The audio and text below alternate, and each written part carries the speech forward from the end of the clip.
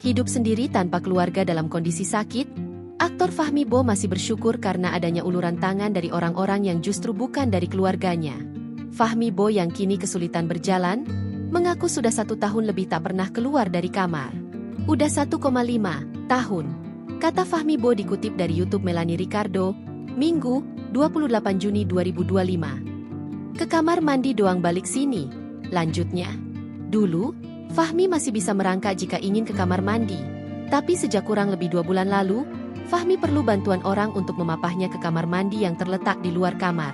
Fahmi bersyukur, dalam kondisinya seperti itu dan tak ada keluarga yang datang mengurus. Ternyata Tuhan masih memberikan bantuan melalui tangan orang lain.